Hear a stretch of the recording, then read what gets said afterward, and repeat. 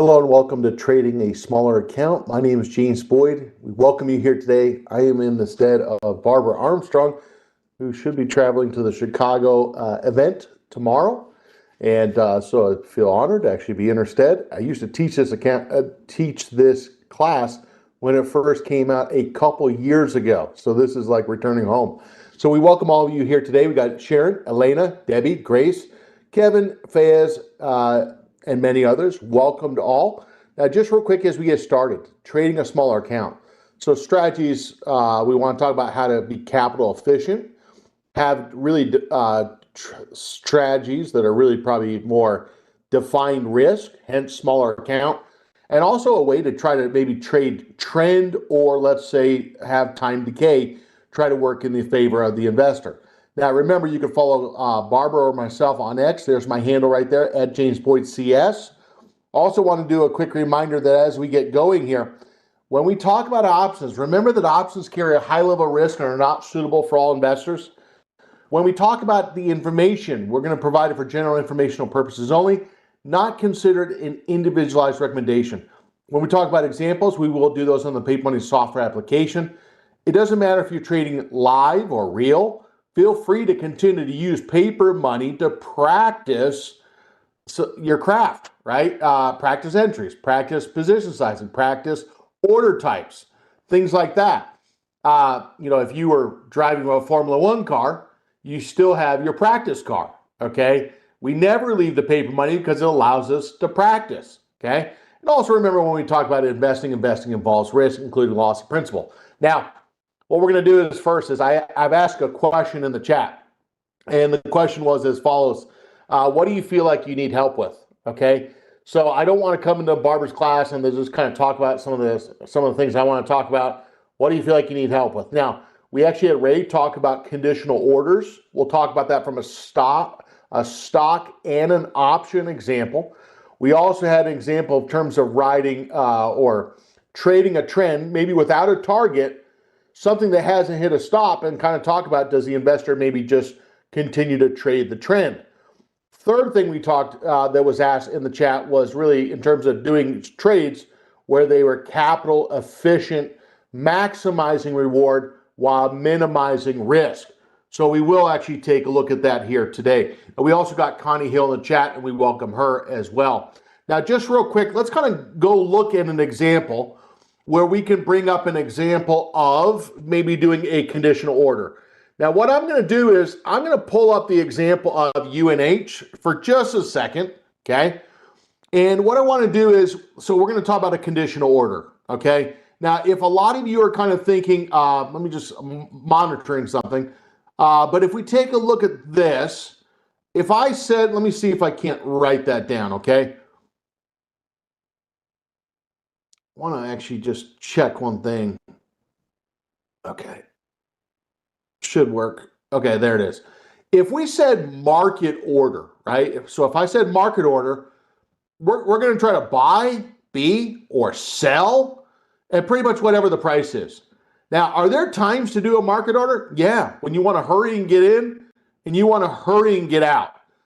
Problem with the market order? We don't know exactly what the price is going to be. You're just saying, get me out. Okay, as soon as possible, hopefully as close to where that price was when you entered the buy or the sell order. Now, the other way we could actually do this is obviously a limit order, okay? And when we actually do this limit order, now this doesn't matter if it's a stock or an option position. If I said a limit, it sounds like what it is. It's a limit to buy at this price or less, or sell at this price or higher. If you're a seller, you always like this price or higher, especially if you're a seller. Now, if we're a buyer, we always like to buy at this price or less. Now, what we're getting at is when we talk about buy stop orders, okay, so buy stop, you're really saying, look, I'm trying to get in on if it were to, let's say, break resistance. I'll put BR, break resistance. And how many times have we actually seen examples where a stock like United Healthcare just breaks the resistance and we didn't have an order set up? I'm going to tell you something. I think the lack of being confident on buy stop orders, or the lack of the understanding of them, really, I think that is detrimental to actually someone who's trading the trend, because now it's relying upon them to be doing manual orders all the time.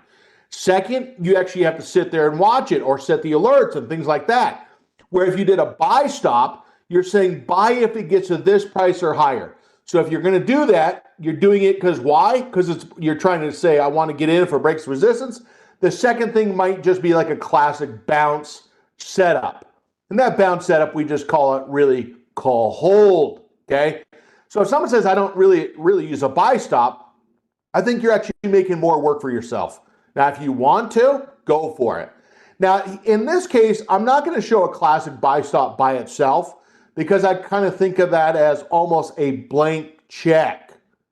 What do I mean by that? Well, if we say buy stop, buy shares of UNH, we don't know where the fill is going to be, okay? So what we're going to do is we're going to do buy stop limit, okay? So the buy stop limit says buy it if it gets to this price or higher. Why would you do that? Trying to trade a breakout. You're trying to play a call hold. But the buy stop limit puts a cap on what you're really buying the stock for. Let's look at some examples, okay? I gave you a homework assignment of this just a couple days ago to practice this. And I don't know about you, but my gosh, what a Friday we've actually had here. And it's not even over. Could it continue? We've crashed, not just slightly up, crashed another 470 big ones to stuff the week. I feel like this is like stuffing the turkey, okay? What a way. If it can close here, this has been pretty amazing. You take a look at the SPX, and I always feel bad for the people talking about there's so much cash on the sidelines. By the way, they've said that for forever. The biggest actually thing, the S&P, about 35 points. The Russell, by the way, I want to point the Russell out. The Russell did snap back inside its old channel. That's interesting, okay? And if you look at, let's say, the Dow Jones itself, let's go to NASDAQ, excuse me. You are seeing of the four, the NASDAQ is the most muted. It's up. It's just not up in the same magnitude as far as percentage.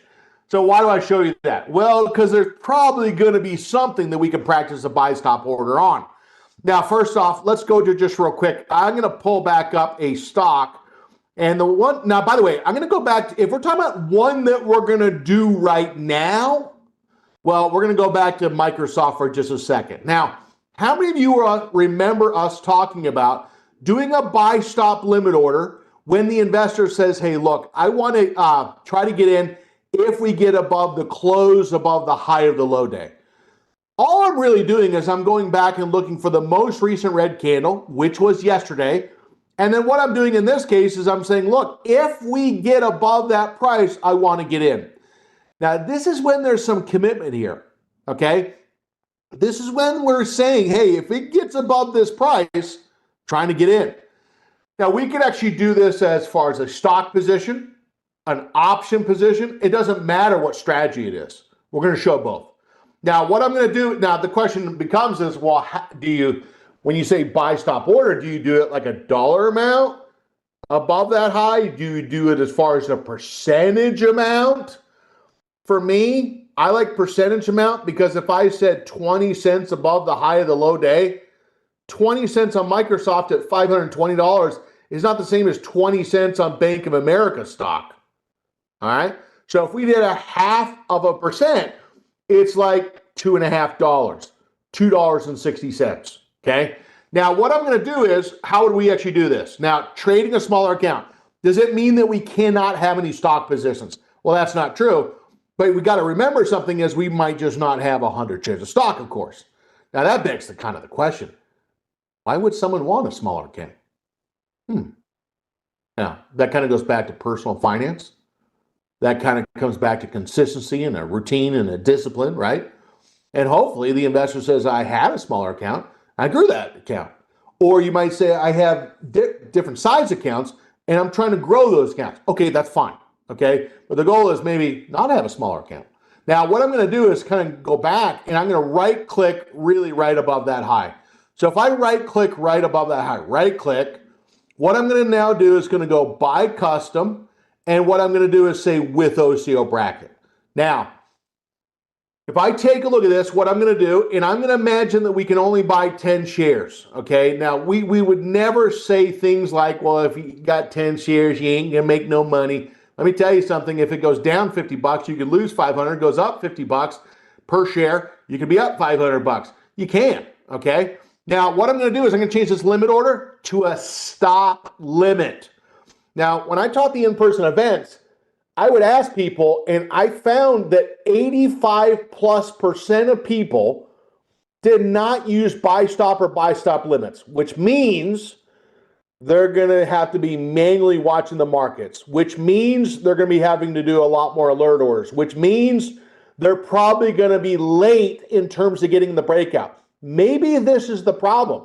Maybe this is the problem where actually people have been not seeing the breakouts, not trading the breakouts, and then late to the breakouts on top of that, and they always feel like they're a day late, dollar short, because we're not really comfortable with order types. We will after this class. Boy, are we ever. Now, we're going to go buy stop limit. And the buy stop is just saying, look, I want the price to get at or above that price level. Now, there's a buy stop, buy if it gets above that price or higher. And there's a sell stop, sell if it gets to this price or lower. We know on a sell stop, you can set a stop, but it doesn't necessarily mean it's going to fill at the exact same price level as the stop price, hence a market order. A stop is a market order, a buy stop to buy it or a sell stop to sell it. Now, what we're going to do is we're going to put a cap. Now, for our example, now, let's go back to what I said. Whatever the high is, okay, we're going to take 0.5% above that. Second, when we do a limit order, what we're going to do is we're going to just place it $1 above that. So what is this doing? This is allowed, this says buy the shares if it gets to this price or higher, and it's allowed to fill up to $524.26. But it can't fill higher. Why? Because that's a limit price you said you're going to buy it at. Okay? Now, what we're going to do in this case is, on this order, day to GTC. Now, remember, think back, why would an investor do this order? Maybe they're waiting for a horizontal breakout. Maybe they're waiting for a diagonal breakout. Maybe they're saying buy it when it bounces. The answer, all of the above. Now, option number one, if we just do GTC, this order might be good for about 6 months.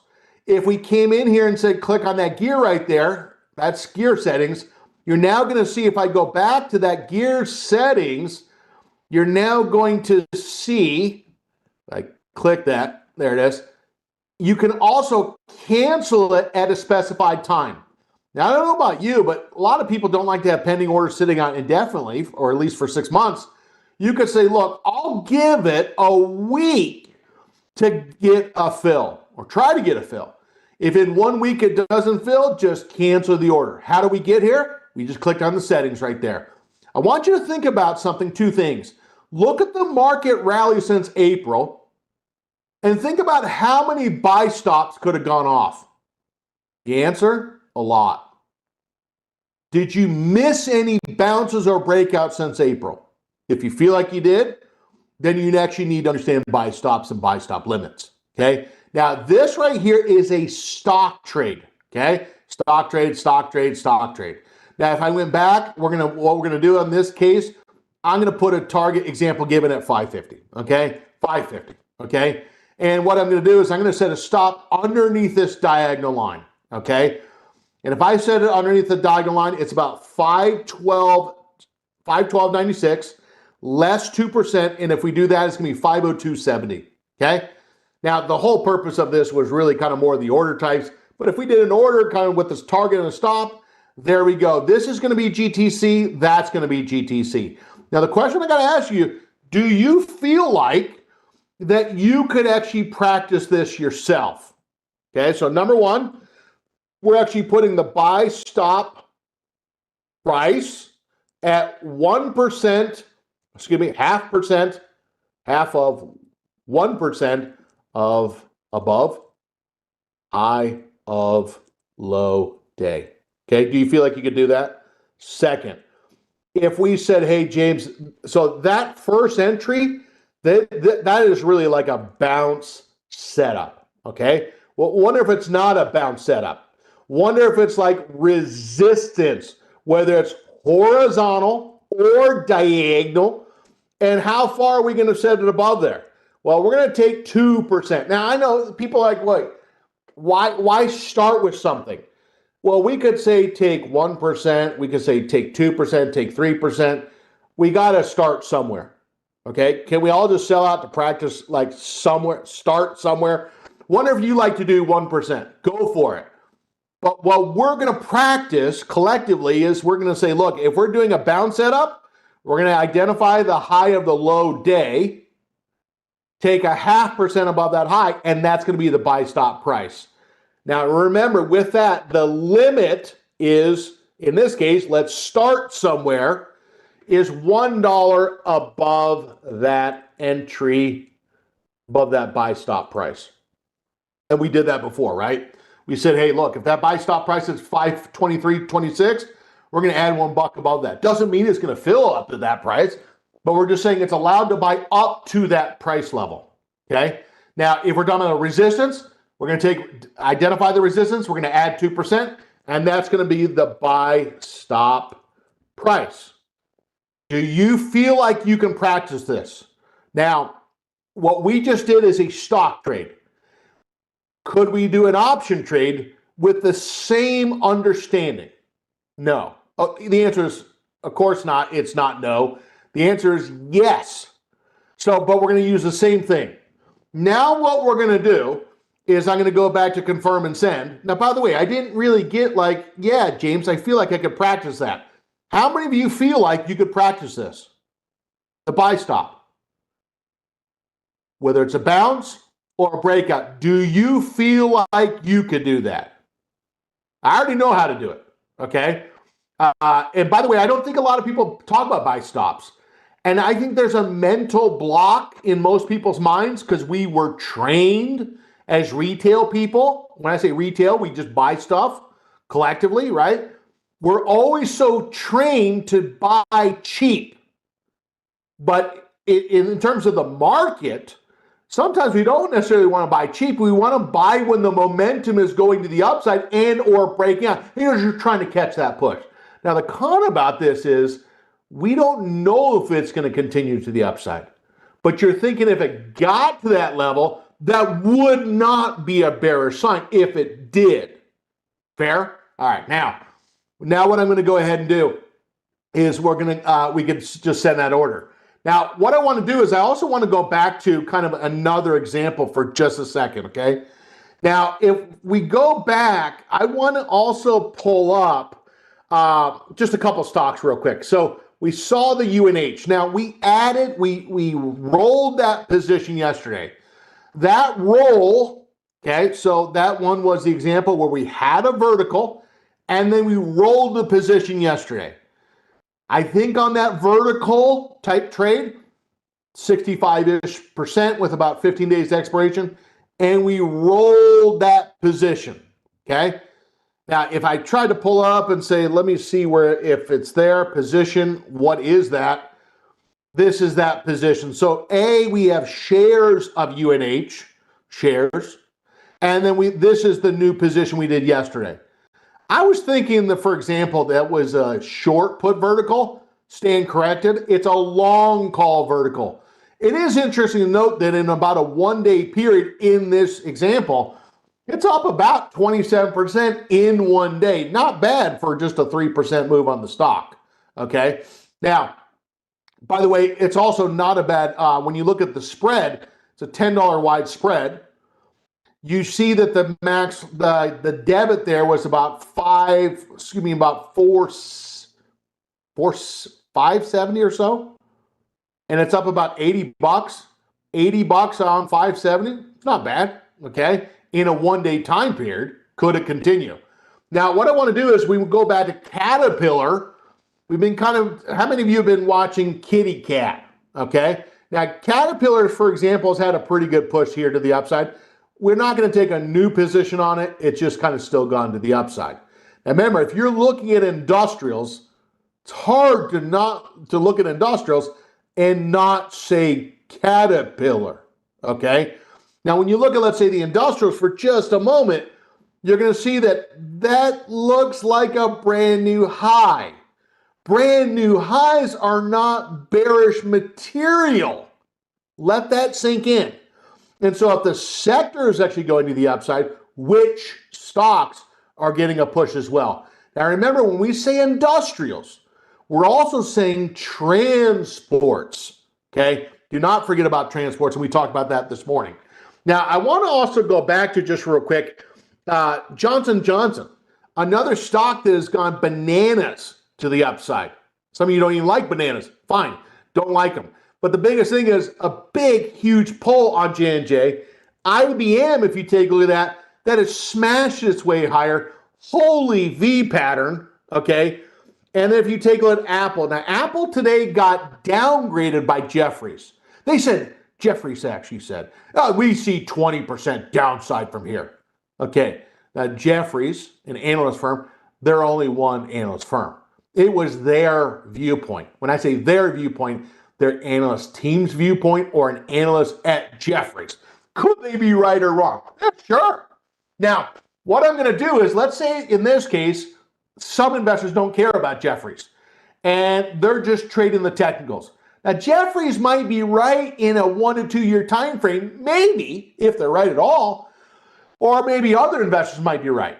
Okay, now let's kind of show this example. Let's say you said, James, I want to maybe trade Apple if it breaks above, let's say, this moving average. Now I'm going to mix it up, okay? But let's do this as far as a vertical, okay? Let's say the investor says, I don't want to get in until we get to 260. When we get to 260, then I'm going to get in. So think of this buy stop order as a conditional order. So when we say language like a buy stop order, that's like for stocks. If we said a buy stop order for options, we just say a conditional order. And it's the condition is the price getting above a certain level. Okay, the stock getting above a certain price level. Now what I'm going to do is, we got the stock at 258. If you said, James, what I want to do is I want to try to trade that trend to some length of time, and I want to buy like an at the money call option, so that's bullish, but then offset some of that cost by selling a call above us, hence a long call vertical. Now, this kind of also begs the point, right? Verticals are not the same as buying calls and buying puts. Buying calls and buying puts, a lot more premium, okay? Negative time decay and so on. The positive about those is, at least on long calls, unlimited upside. The pro in a long call, positive vega. There's some pros, but there's some cons, for crying out loud. Now, if the investor says, look, I like the long call piece, but I don't like to know that I could risk all of that 1225. I mean, hence, if I had a $10,000 account and I lost 100% at 1225, I just crashed my account 12% on one trade. So this is why in smaller accounts, verticals can be capital efficient while defining the max loss. Now, we're going to right click on that the 255. And what we're now going to notice is we're going to go to buy and then vertical. Now, if we put this trade on just right now, that's not a conditional order. That's not like buy stop, right? So when we do a buy stop on like an option, we're going to change the limit to a market. We're going to take day to GTC. All right. Now, what this is saying is get in this option, and we're now going to specify the time or the price, I should say. By the way, we could do both. If we come back in here and actually say, okay, look, get in, so symbol, Apple, how do we get to this? At the bottom right, we clicked on the gear, okay? Method, it automatically comes up mark. The thing that we need to change is we need to change this to where the sideways V or greater than is pointing towards the Apple stock. And we're going to say get in if we get to 260. Now, if you said, James, I'm not confident, I'm not a math major, okay, whatever. Don't worry. Apple, mark, okay, greater or equal to 260. You can verify, is it doing what you thought? Wait until the following condition is satisfied. Market price of security is greater or equal to 260, which means the stock needs to get up to 260. And then what? Well, then it goes out and actually tries to buy and sell at what? Their current market prices. This is so important, why it's so critical that you're actually looking at things that are liquid. Liquidity now is not the same thing that we don't know what the liquidity is going to be on Monday or Tuesday, etc. So we want to make sure that we're probably picking things that trade millions of shares, so it has a greater chance to get a fair market price on the options. Now, Andy actually says Apple's earnings is on 10/30. Great, because a lot of times when you actually look at stocks, they can have a rally into the earnings. The earnings can cause speculation. Speculation could mean that people put on buy or sell orders based upon what they think it's going to do. The other thing is, in this case, is maybe the stock goes down ahead of earnings because they don't think it's going to be that good. If people are buying ahead of earnings, they think the earnings is going to be good. Now, let's think about this logically, okay? We're farmers, and we plant a crop of corn. Well, why would we go through all of that if we collectively did not think corn was going to fetch a good price? Why would you go to a job if you didn't think there was going to be somewhat of a good outcome? So you don't invest your time and you don't go there. And likewise, if we actually said, hey, buyers are buying the stock ahead of earnings, why are they doing that? Because they think the earnings are going to be good. Now, just like when you go to work, you work for a little bit and get a paycheck. Well, same thing with investors. These are not like baseball cards, buy and hold, or coins. They're using the stock to really get a potential return from their capital. Meaning, when you go into the earnings, some investors might try to sell to capture what their expectation was. Okay? I'm just let that sink in. I think that's important because we get that question a lot. Why did the stock go down on earnings? Well, you realize it went up 25% before earnings? Yeah. So if it went up 25% before earnings, do you think anybody might want to take some profit? Are there profits there to be had? Well, yeah. But why is it going down? Because other people are actually taking profits. But I just got in yesterday. The thing you got to be very careful is if you're waiting so late to plant that corn, like September 30th, there might be not a lot of time to realize the expectation. Hence, 3 to 4 weeks prior earnings, that's when you actually tend to see the movement. Okay? Okay, now, Bharat actually just says, can we do a buy stop limit order on options? What did we just do? That's what we just did. Okay? So on this vertical right here, notice it does not say buy stop. This is a conditional order to get in that long call vertical. Okay? Apple mark greater or equal to 260. It is a conditional order. Okay? Now, what we're going to do in this case is let's kind of take a little bit different viewpoint. If we came in and actually said, you know what, James, but I actually do want to do like a classic buy stop, and I want to go back to just look at a couple stocks for just a moment. What do you know? Hood up again. Okay, surprise. Now, what I'm going to do is, let's say the investor says, you know, James, I want to get in Hood, and let's say, example given, that they want to buy the shares. Let's say they want to buy a call. And they said, look, I want maybe Hood to go up about another 50 cents, and then I'm going to get in. Well, we could do that, okay? So what we know is if the stock goes up $1, okay, $1, the delta for this strike is 61. So if the stock goes up $1, okay, we get that, and we want to convert that to delta, okay? So, and really, what is delta? Delta is really the change in the stock value over the change in the option value. And if you look at this, if the stock goes up $1, the delta is 61 cents. 61 cents represents If that option was at 17.75, the option should increase approximately 61 cents. Now, can we just kind of count on that? There's other factors, right? Like liquidity, right? Time decay, things like that. That delta is the first dollar move. Now, we didn't say that it went up $1. We said that it went up 50 cents. Well, if the stock went up 50 cents, what would the delta be, or what is the change in the option price? Just take half of it. It's about a 30-cent change in the option price. $1 was about 61 cents. So if we said 50 cents would literally be about 30 cents. Now, could we just do a buy stop limit just like we just did on the stock? Sure. Go to limit, go to stop limit.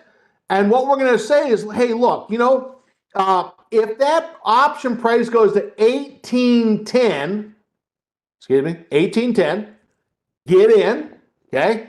So 18.10 right there. And then what you're now going to notice is we're going to put a cap. And that cap example given on this option, I'm going to put a cap just a quarter wide, okay? Now, why is this not talked about as much? Well, sometimes those spreads can widen out, just maybe at the time of the day when the market's not really that liquid. Well, when the market's not really that liquid, it actually goes from 17.50 bid, and all of a sudden it's 18.10 ask. It fills us, okay, in this example, and all of a sudden, the price didn't really go up. The spreads just widened. Now, if you asked me and said, do you like that? Sometimes nonverbal communication is more valid than verbal communication. Do I like that? Does it look like I like that? Right? Really? So, but that's the risk. You get to a point of the day where the market is just not liquid in the middle of the day, those spreads could widen. You're actually thinking if the option price actually goes up, that means the stock went up. That's not always true. So why did I show you a buy stop order with the conditional on Apple? Because that one is really saying that the price goes up to a certain level. Here we don't know if the price goes up, does it really mean the stock price went up? Don't know. Now, if you said in the paid money account, which one would the paid money account prefer? The answer is the conditional order. Okay? All right. That answer that question? Now, Bharat says, what happens if there's a gap up when it opens? So this is so some of you might not be as familiar with this, but let's say United Healthcare, okay? Let's say the stock is at 364.17, and let's say that was Thursday's close, okay? Thursday's close. And let's say it's 30 minutes before the market opens. And the bid on that option, on the stock, is 365.24. That's the bid. And what you see in this case is the ask is showing 366. Now, what does that tell us? Well, if you got a 76 cents bid-ask spread, that's not very liquid in the pre-market. Now, if we go from 363 to, let's say, $1 higher, what does that tell us about the options? If the option price was $15 the day before, and that delta, let's say, is 50, then we're speculating that those options on the open are probably going to go from 15 yesterday to 15.50 today. And you could figure that in your head, okay? Let's say the stock's up $2. Well, instead of being 50 delta, it'd be like a full $1 on the option. It's just basic math. Now, here's the deal.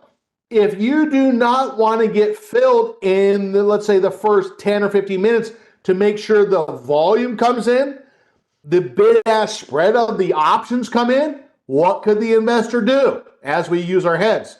Well, now all of a sudden we're like, oh, okay, I get it. So now I can just say, look, I want to get in this trade, but I want to go back to that conditional order, market data GTC, go over to the gear right there. And now what I'm going to do is I'm going to go back and use my order. These orders are like weapons, paper weapons. Now what you're going to see is we're going to say, look, submit the order. So let's say 30 minutes before the market, we say, hey, I want to get in. But I only want to get in if, let's say, now I'm in West Coast. I'm in Salt Lake City. Okay, so I'm on Mountain Standard Time. So 7:30 for me, okay, would be opening market hours. That's 9:30 a.m. Eastern. So if I said, hey, look, do not get in until 15 minutes after the market opens, and this is based on my time zone.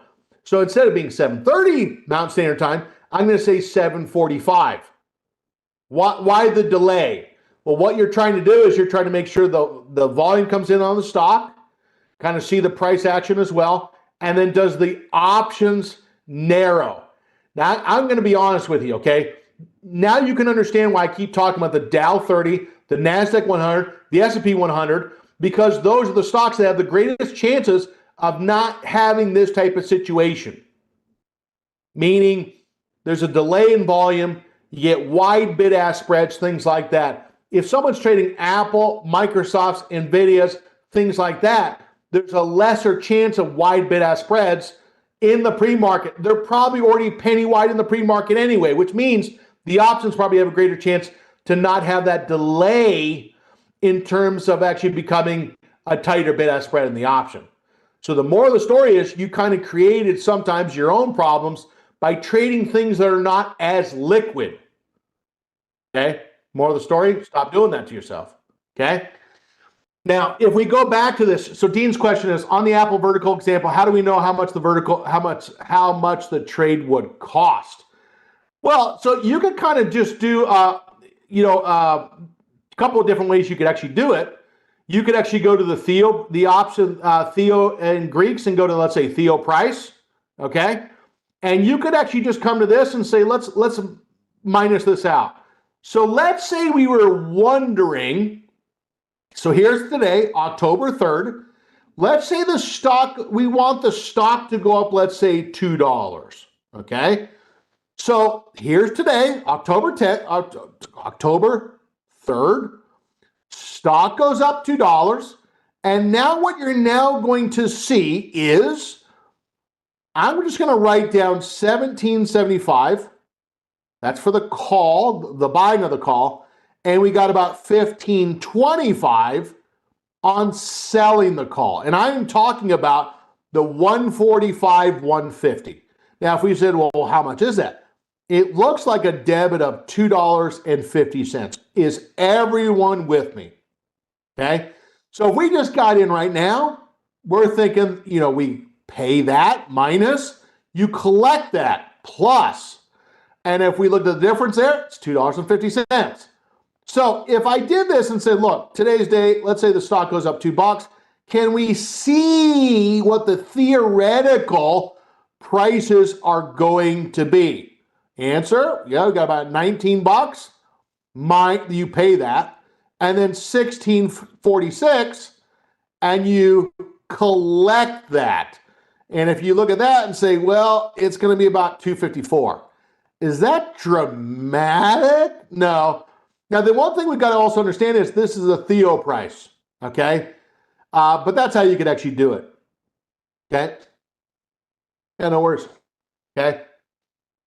No worries. Okay, now let's kind of go to some other stocks. Got a couple minutes left. So first off, I'm trying to kind of answer some questions that might be, they're nuances, but they're important nuances. Understand it's the lug nut that holds the wheel on. If you don't feel like those lug nuts are on the actual frame, the hub of the tire, you don't feel that confident to get in the car and drive down the road. And what we're saying is get in and invest and try to ride that trend, because there may be some things like this where you feel like I'm not as confident. Now, what I also want to do is I want to come back and kind of say, let's say the investor said, James, I like to sell puts. And I'm trying to sell puts, but I want to do it at a conditional price level. I want to try to get in when we maybe, if we pull back down a little bit, maybe to about the 380 price level. and I want to sell a put if we come back down, okay? Well, so how would we do that? You're gonna go to the trade tab. Let's kind of have in mind Dean's question, okay? So we got coin. We're gonna go to the November expiration. Let's say the investor says, you know what, I want to sell those pets and sell the put at 350. Now, we can kind of do the math in our head a little bit here. Let's just say the stock is at 383, okay? And we want the stock to come down to 380. Well, how much of a drop is that? Well, it's about $3 drop, okay? Now, we could also say, well, what is the delta now? Well, the delta is 31, okay? What is the premium now? To 22.35. Now, here's a pop quiz question. See if you can get this one right. If the stock goes down $1, does the option become less or does it become more? The puts become more valuable if the stock goes down. Let me repeat that. Does the puts become more valuable if the stock goes down? Stock goes down $1, the option price should increase approximately by what the delta is. And it's going to become about, let's say, 22.35, add delta 31. It's going to be about 22.66. And the stock goes down another $1, it's going to add about another 31 cents. We're now about 22.97. If we go down another $1, the option prices should become more expensive in the short term. And all of a sudden, we're like at 23.26. So you have to understand something. If the stock goes down in price, the options are increasing in value in the short term. They should be. Okay? Now, if we take a look at this, we're going to go back to a conditional order. So on coin, what I'm going to do is I'm going to click on the 350. Click on it. Conditional order, limit. We're going to go to, in this case, market, dated GTC. On options, this is probably how many investors prefer. We're going to go to the gear. Over here to the far right-hand side, click on the gear. Now, how many of you ever said, you know, I'm going to get in when we go to this price or less? Okay, well, okay, prove it. Prove it. Prove it. Let's go to the paper money account and let's prove it. Let's practice together. And now what I'm going to do is say, coin, if you go down to that 380, okay, what I'm now going to do, now notice coin, mark, we're going to say less or equal to. So we're going to say, look, 380. So this kind of goes back to why don't investors do this? Investors might not do this because they can't figure out what the number could be. You could manually figure it out, which I just showed you, or you could just put in Theo price to get the approximation of what it maybe could be. Now we're going to go coin, mark, less or equal to 380. I'm not good at math. What does this even mean? Go down here to the bottom. Now when you type in 380, make sure you type in 380 and then press enter. Very important, because now when you look at number 2, it'll say wait until the following condition is satisfied. Mark price of security is less or equal to 380.